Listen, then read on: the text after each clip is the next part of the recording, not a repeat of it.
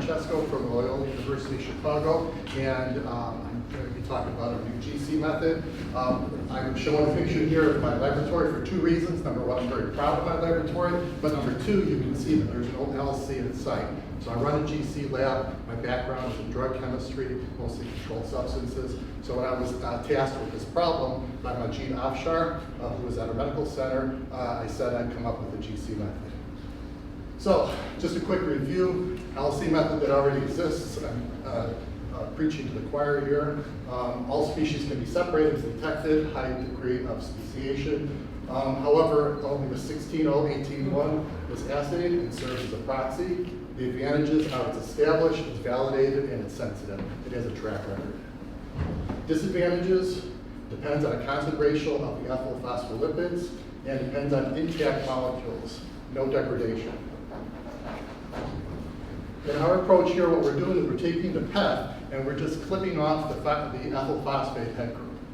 And as we all know, there are more than 40 species that exist. However, ours is indiscriminate in terms of the glycerol fatty acids, and then we clip it all off.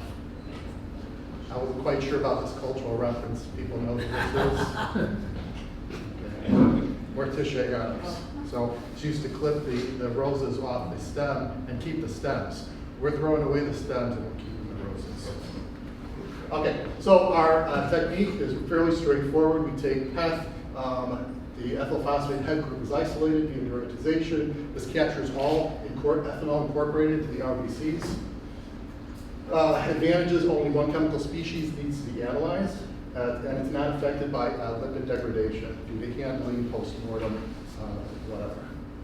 And analysis is fast. It uses existing GC-MSD technology that already exists in tox labs, and it's less expensive than LC and timely results. And from our perspective, we're looking for a point-of-care method. So going back a little over 10 years ago, actually 20 years ago, back in 2000, the first report of the GC method was given in the literature. It was a relatively quick communication, and the quality of the data was not great.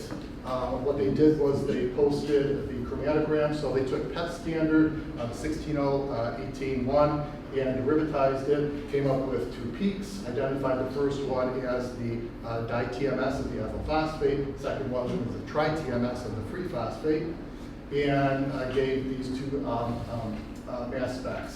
And you can see that it's a little bit hard to interpret the data here, but they did report some of the values. N over Z at 211 base, 255 N-15. For those who are not familiar with TMS, TMS is a derivative that's added to stabilize compounds, give them greater volatility, enhance chromatography, but also a very predictive N-15 ion. And that can be used for all sorts of purposes. And a relatively strong molecular ion, 270 N+. Okay, so we, in order to repeat what they did, we did proof of concept and repeated, and sure enough got the same 211, 255, and 270. So I'm going to be talking about these three ions an awful lot. So the base 211, the N-15, and the molecular ion. Okay, so this was on a DB5 MS column, full scan. Our analyte was showing up right here as a relatively minor blip, and when we did an extracted ion for 211, it cleaned up the chromatography significantly. So we figured at this point we had a pretty good roadmap to get to a quantitative method. So we looked at a number of internal standards. I'm going to touch on them if I have time, but we settled on the FD5, which apparently is sort of the standard, internal standard now. And ran the same analysis, and now we're forming the per-deuterated ethyl phosphate head group, now with a still base of 211, which is sort of surprising to us. And however, the N-15 and the N+ are both 5 units higher. And so the 211 is interesting because it shows that it's going to a common ion. Okay, so here I have stacked the normal PET here with the ethyl group and then the per-deuterated, and I lined it up along the 211 here. You can see that the other two major ions, 255, 260, 270, 275. Of course, the deuterated 5 units higher. So everything is sort of rolling out pretty nicely. This one here is is showing both of them in a SIM analysis, looking at the ions 211, 255, 260, 270, and 275. So the 260 and the 275 are for the 5-unit higher. The 255 and 270 are for the original path, and of course the 211 is common. And this shows, I'm actually really proud of this slide because this is sort of the money shot here. This shows that we not only have good response in our detector, but we've actually got pretty good separation in the chromatography. Okay, in terms of that 211, we want to dig into that a little bit. And what happens is that when you start with the 211, when you start with the intact molecule, the original radical cation, whether it be the 270 or the 275 or the D5, both of them lose N-15, and then you eventually lose your ethoxy group, get down to a 211, and this is actually stabilized. The reason why we think this is the base ion is that you have additional bonding here with the phosphorus. And this is supported by a number of peer-reviewed articles dating back to, I think, the 1970s. Okay, so it's time to go ahead and try this in a real-life sample. So we took a card from a patient. This was from Gene Afshar. He was giving us cards, and this was already analyzed at the US drug testing, USDTL, and categorized as a low. So we asked him to anonymize the cards and give us just low, medium, and high for amounts that we wanted to see if we could detect. And sure enough, this is our full scan. When we did, took a look at the, and found our analyzed right here, a little shoulder off this large one here, and extracted ion just like before at 211. So again, I think we're in business. Okay, so we, over a number of years, we refined our technique, collected blood on DBS, punched out a single spot, so we don't do small spots, we just have a single hole punch. Sonicated punch and chloroform IPA mixture. We settled on a 20 to 80 mixture just because it was relatively selective, pull out path and leave a lot of the other blood components behind. Evaporated to dryness. Took it back up in chloroform because since we're derivatizing, we can't have any water around, can't have any IPA, no protic sources at all. So blew it down, brought it back up in chloroform. Actually, we had to switch chloroform because early on I realized that chloroform is stabilized with ethanol. And so we switched to a non-ethanol chloroform. Capped and heated, filtered through a silica gel in a 1 ml syringe. This was a little extra cleanup step that we added, and it seemed to give us better chromatography, and then analyzed in both dual, full scan, and SIM modes. Okay, so I'm going to show a series of linearity plots here, and the first one is going to be a ratio of the base ions, the second one is going to be a ratio of the N-15s, and the third is going to be a ratio of the molecular ions. And you can see in the range here, 100 to 1,000 nanograms per mil. Got pretty good linearity here with the 211. Still pretty decent with the N-15. Then things start to fall apart a little bit at the molecular ion. But I think because it's the least abundant, we're starting to lose signal. All right, we go to higher, we go to 1,000 to 5,000 nanograms per mil. Obviously very, very good linearity here with the base ions. Still very good linearity with the 255, 260, the N-15, and very good at the 270, 275. And we're looking to get the best linearity of the highest specificity ions. The 211 is common to both, and if the chromatography starts to deteriorate, it may not be the best choice for the quantitation. So that's why we're sort of pushing to the higher specificity ions. Looking at whole blood, so we're graduating, we're going from standards, we're going to whole blood. This is 100 to 1,500 nanograms, pretty good fit. You're seeing still pretty decent fit with the N-15, and things start to fall apart a little bit with the 270, 275. Looking at DBS, at for us a relatively low range, 100 to 1,500. Pretty good fit with the base ion. N-15, actually very good, and you can see 270, 275 starts to fall apart. So we thought, okay, let's see if we can just take this and increment this up one. So if one punch is good, 2 punches have got to be better. So we did 2 punches. And 2 punches, obviously we're increasing the concentration range that we're looking at. We did see much better linearity fit throughout. This is at a much higher concentration, 1,000 to 5,000. We should be able to achieve linearity here. The 211 the ratio is not very good, although the 255, 260, and the 270, 275 look really good. And I think it's just a matter of detection saturation at this point. All right. Okay, so other internal standards, just real quickly, we looked at methanol and the butanol analogs, and we decided on the D5 eventually. But these were good alternatives because chromatography was good, ethyl in the middle, methyl and butyl on either side, so they would have been viable alternatives. I think we looked at the propyl too, that there may have been some interferences in the propyl, and here's some linearity for those two. Okay, quickly on this one, we decided, because I'm a drug chemist, I tend to like to overanalyze stuff, so I want to make sure that we identified the right species. So we approached the synthesis of these from a different, instead of looking at the PEF standards, we just did phosphates, alkyl phosphates. And sure enough, we came up with the same data. So we were confident that we were identifying the correct species.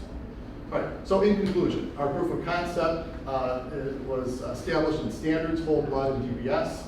Linearity in all three.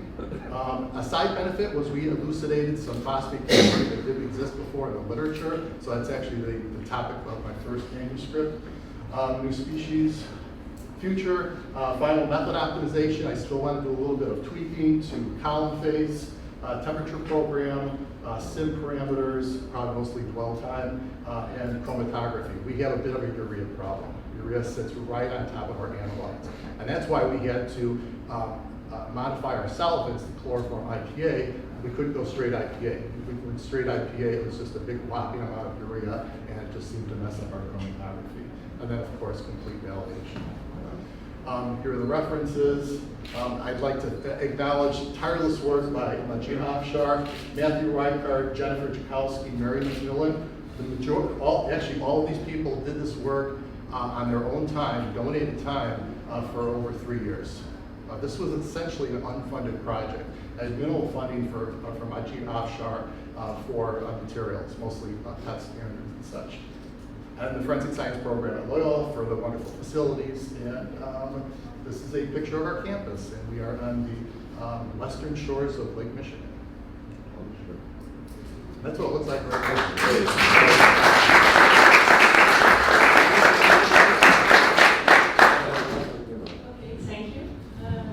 Question? I'm Marty Chambers from Texas, from USA. What are the chances of increasing the sensitivity at 100 nanogram per ml? You can certainly pick up heavy drinking, but a lot of the forensic stuff, which you're very familiar with, is going to need to get down in the 2 to 3 to 4 nanogram per ml. Yeah, the way I look at it is that our method got us into the ball game, but we're definitely not in the range of LC triple quad. I mean, we are GC single quad. So I think I still would like to increase the selectivity on the GC side, because I think the enhancing the chromatography is going to give us better sensitivity. We're working at Agilent 5975s. I know that the next generation up, just the 77s, have about at least a 5-fold increase in sensitivity. So just bettering the technology of the instrumentation would probably give us a boost. I would love to try this on a GC triple quad, but again, we're sort of, if I do that, I'm sort of getting away from the idea of coming up with something relatively fast and simple that could be run in almost any tox lab. Yeah, and of course, there are much bigger questions about, you've only got one analyte here, you've got no select, you've lost all of your speciation and all that, so that's definitely a discussion I'd like to have with people here. Okay. This is Stefan from Chromatography-Tandem. Thank you for this very interesting presentation. So we learned previously that different PET homologs have a different half-life time, and we also learned previously from Welcome that there are like 48 different PET homologs. So now with your derivatization step, you take a little bit more holistic point of view of all of these, analogs, sorry. And then how do you think it affects the half-life time of your method? How does it affect what? The half-life time. Oh, Yeah, you know, that part, that's why I showed up at the conference here, is to have these discussions with more of the clinical side here. It's, you know, there's actually literature that goes back into the early 1970s that discusses ethyl phosphate as a metabolite, ethyl phosphate as an ethanol marker by itself. They first looked at rats, and I think they ended up looking at other animals too. So ethyl phosphate has actually been around for a while, and I'm not sure. And there were, I think in 2009, or about 10 years ago, there was a patent for CE, looking at the non-aqueous CE, NaCe, and they mentioned that they were looking at not only the PEF, but they were looking at ethyl phosphate in the samples. And so I'm not sure, you know, I've looked throughout the literature, and there's just not a whole lot of mention of looking at both ethyl phosphate and PEF together, because they could coexist. Actually, that is what I want to mention, that we analyzed ethyl phosphate in 2005 or something like that, the chromatography by LC-MS. So it was not a cleavage product from PET. Right. We don't know what it is, where it's coming from.